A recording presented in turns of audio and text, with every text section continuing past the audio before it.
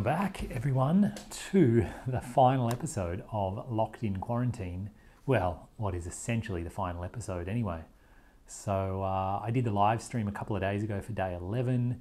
Day 12 and day 13, they're just blurring together. I can't even remember what I did yesterday. And today I thought I'd give you kind of some final thoughts or kind of input if you're ever going to go through something like this, what's helped me to get through it, how I'm feeling. It's kind of strange, actually. I feel like I have a little bit of Stockholm syndrome where in here right now it just feels so familiar and so comfortable that it's actually a little bit, not scary, but like a fraction intimidating to be like, oh, but if I go out there, I'm, have to figure out all these problems and solve, get money from the ATM and figure out how to get to the airport. And it's funny, being in here is actually, it's so easy that I could kind of understand why someone might want to stay. If I had access to some fresh air, if I could do some legit exercise every day, I could totally see how you'd sort of get a little bit trapped, or like for every day you stay in here, it's actually going to be harder to leave than it is to stay. So yeah, and I feel like overall for me, I'd say about day 11, day 12, they were the two hardest days for me. Because all the novelty had worn off. Food wasn't exciting, getting COVID test wasn't exciting. I'd already had a bath, I'd, showers, kind of all the routines were just settling in, but also the end was still not in sight. So it started to feel like it was endless. And that was definitely, they were like my lowest days. And I think one of those days is where I broke my own rule and I watched a couple of the Back to the Future movies in the same day. I was juggling during the movies. I was playing the Didge a little bit. So I wasn't exactly doing nothing, but I was pretty close to doing nothing.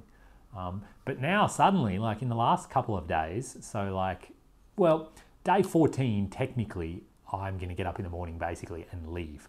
So I'm not really counting that as a day locked in here. So today's day 13, basically my time is over. This is it. This is my last sleep tonight. And so that means even as in day 12, I was kind of already thinking that as well. I was like, wow, I really only have one day to go. So suddenly it got easier to count down when I got close to the end. But yeah, there was a period in there where it started to feel like, how much longer do I have to do this for? And it already feels strange to think about, like, I have to pack up all my stuff and then like get out of here in the morning. It's like, it's a bit intimidating of like, where's the elevator? And when I go down, where's my orientation? The building, I can't remember which ways I turned around in circles to get up here. So it sort of feels like I'm a bit disoriented, which I think is why I feel comfortable in here. So it's definitely been an interesting experience for me. And I want to say thanks to all of you guys for a start. All the comments, all the thumbs up, all just kind of the engagement. My videos have been pretty silly and pretty lighthearted. And thanks for coming along with me. Thanks for helping to keep me entertained. It really has helped. And even just having purpose here, filming these videos every day, it does actually give me like schedule and structure. And it's helped, I think, to keep me kind of motivated, to keep me moving forward. So I think my biggest advice to anyone going through this definitely is to have some sort of schedule and try your best to stick to it. So for me, my rule of like, got to get out of bed in the morning, open the curtains up wide, make the bed and do some exercise. That was a really great way to start the day. And even there were a couple of days I slept in a little bit, even though breakfast was already here, basically before I got out of bed, I made myself do the exercise before I even had breakfast. And so I think that really helped to like just get each day off to a decent start. And if nothing else, it made my body feel a bit more energized, or a bit more like I'm sort of connected to my body instead of just being a blob. The other thing that really helped is I actually never turned the TV on the whole time I've been in here. People keep asking, like, is there pay TV? Do I have like tons of channels? I don't even know. I didn't even look once. I think that's a good thing because the TV is just facing the bed, and I think lying in bed is just a way to feel like crap for the day. And especially for me, whenever I do that, my back ends up hurting because, you kind of lie against the pillows and it's uncomfortable. So for me, I'm really glad that I didn't turn the TV on, and that my routine of like get up, do some exercise, have breakfast. And then another really important thing was have a shower every day. And again, just sort of keep that routine going, put on clean clothes, feel fresh, feel new, So it doesn't feel like you're kind of in Groundhog Day, and it doesn't always feel like every day is just a continuation of the day before. So I think that has been really helpful. And I guess my love of food too really helps. So looking forward to the meals, being excited about them, even when they weren't necessarily my favorite thing in the entire world, just looking forward to them. And actually on that note, last night I finally got the magical Humpty Doo barramundi. And I really appreciated all the comments from the Australians when I kind of joked about Humpty Doo. They all replied very seriously. They're like, yeah, it's a place in Northern Territory. It's near Darwin. And it was like very straight-faced, very serious. This is not something to joke about, Dan. Humpty Doo is real and it's legitimate. And so again, I can't help laughing at Australians and thinking that they're a bit odd. But anyway, Humpty Doo barramundi was delicious. It is a really tasty fish, and I don't know if I've ever had it before actually. It's like a white flesh and it doesn't taste like fishy. It's fairly like low, like it's not a strong flavor. So it came with a really nice sauce and it was on some rice with a salad. So I enjoyed that last night for sure. And then this morning I kind of had a continental breakfast again, like a bread roll and some yogurt and some cereal, some granola, things like that. So I think looking forward to the food also kind of helps pass the time. I can't imagine what it would be like in here if you were a bit of a picky eater or you just don't really eat very much. I saw some comments, we have a group for everyone here in the hotel, and I saw some comments from people who were kind of saying like, oh, I'm not really eating the food, it's just piling up in my fridge. I'm like, oh wow, if you're not kind of killing an hour a day, like looking forward to food and then eating the food, it's like that's just a whole nother hour every day you have to deal with in here. So I think having an appreciation for food helps in quarantine.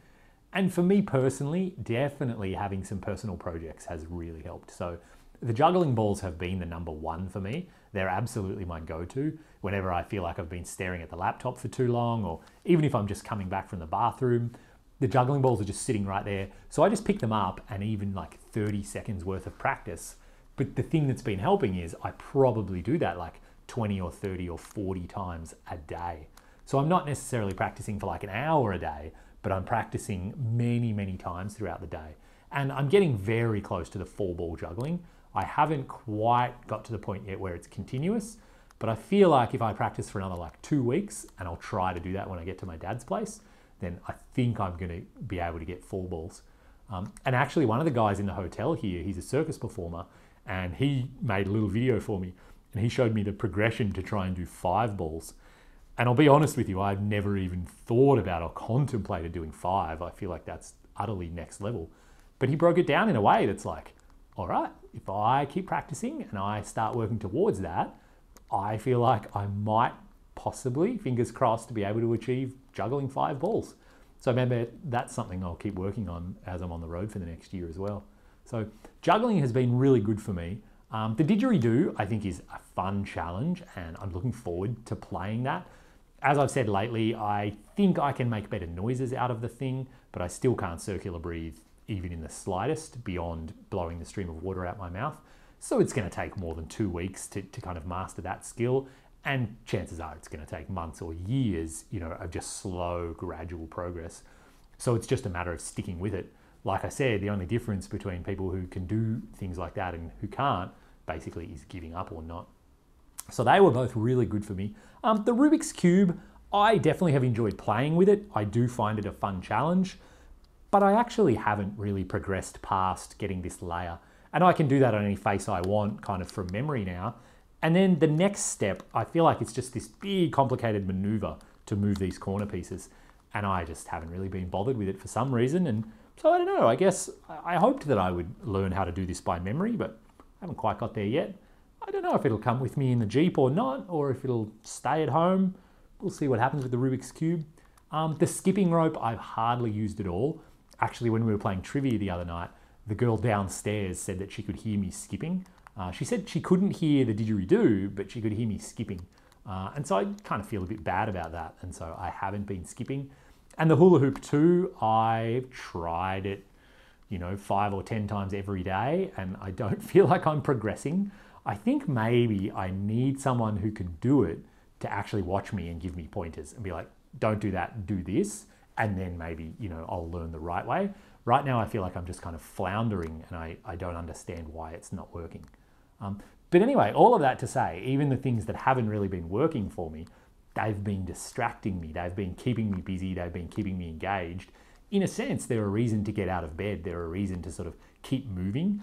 And the juggling actually, it's kind of more moving than I thought it would be. And I kind of wish I'd had them at my desk at work or something back when I used to be an engineer. So I feel like after an hour of just staring at the screen and sitting, suddenly you're up, you're moving. Even when you drop the balls, that's a really good thing because you have to bend down to pick them up. And you kind of don't realize, but 5 minutes later, you're like, oh, I've actually been moving around quite a bit. I've been like using all of my muscles and, you know, stretching, but without consciously stretching, you're just doing it because you enjoy the juggling. So yeah, those activities have been great for me. My routines have been great for me. But overall, I've said it so many times now, the lack of fresh air is the hardest part for me for sure. The air in here, it's just, you know, building stale air. I don't know that you can ever feel good when you're in air like that. I don't know that you can feel well rested or energetic. I think you're just on this slow decline of like, ugh, like the air just is sapping my energy and sapping my like excitement. So more than anything else, I'm ready to just breathe in some fresh air and like splash water on my face out of a creek or a lake or whatever. So that's been the really hard part for me. Sunlight, I assume it's getting to me. I don't really know. It's not something that I'm consciously lacking, but maybe I am lacking. And then talking to people, I've been video chatting my friends and family a lot. I talk to you guys every day. So I feel like actually I do quite a bit of talking. Whenever the nurses call or whenever they've done a COVID test at the door, I intentionally kind of like draw out the conversation a bit and like say silly things just to get a reaction, just because I guess I am interested in talking to people. But yeah, in terms of advice for people, it feels like routine has to be the key. And you don't need to dread quarantine. It's not like horrible, but it is a challenge. It is difficult in ways that I wasn't expecting. And I'm sure for everyone, it's difficult in different ways. You know, some people would, you know, severely miss the human contact and being able to see other people's smiling faces. Some people would severely miss the food that they enjoy and, you know, whatever it is for you as an individual. But this is really it. My time is coming to a close. So any minute now, they're calling it the repatriation team, which I believe is a doctor who will give me my COVID results from all the tests I've had, and the police from New South Wales here. They're going to come around, they give me a wristband, and they give me all the legal documents I need to actually get out of this place, to say, yes, you completed your 14-day quarantine. You know, if there's ever anyone asks or whatever, you can just show them these documents. And then they give me like a time slot when I can leave the hotel. And so I'm planning, you know, get up, have breakfast, do my stretches, kind of leave at, I don't know, 9 or 10 or something. Should be great. Get some sun on my face, wander down to Sydney Harbour, all that kind of stuff. So that's really the highlight of today, is finding out when I'm getting out of here. And then I'm going to start packing everything up and make sure that I'm reasonably ready to go in the morning. I'm super excited to get out of here. I'm going to fly down and see my family. So once again, thanks very much for joining me in quarantine. I hope this has been helpful. I hope it's enlightening for anyone else that's going through this or going to go through it. And if you do have a really direct question, don't be afraid to ask in the comments. I will see it and I will answer, you know, to help you get through quarantine, or your friends or family or whoever else has to do it sometime in the near future. So all the best out there in the wide world. I hope it goes well for me tomorrow. And now it's time, once I get out of here, to start getting back on my expedition and everything coming from that. So in a couple of days, I'll be picking up my new vehicle and getting to work building it so I can get out and have adventures all around the country. So I'll see you guys very soon.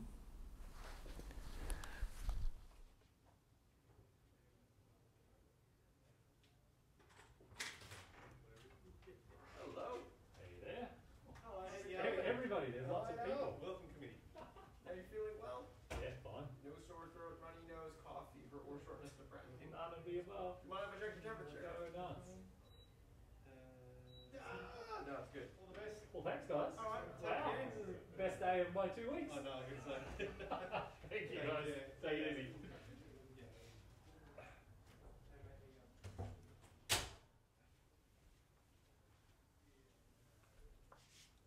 So just saw, the police just came around. There were 2 policemen armed. There was a guy in military uniform and there was a doctor.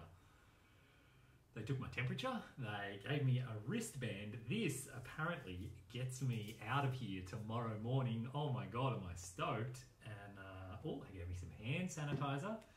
And then here I've got my official quarantine documentation. So, to whom it may concern under section blah, blah, blah of the Health Act, blah, blah. It doesn't even, oh yeah, it does have my name on it. This is to certify that this idiot has completed 14-day quarantine.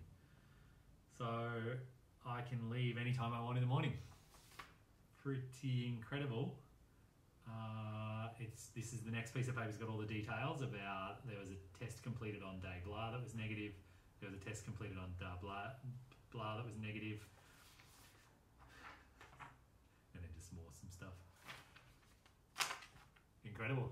It's almost over. Hard to believe. I think I'm going to put on some loud music and start packing.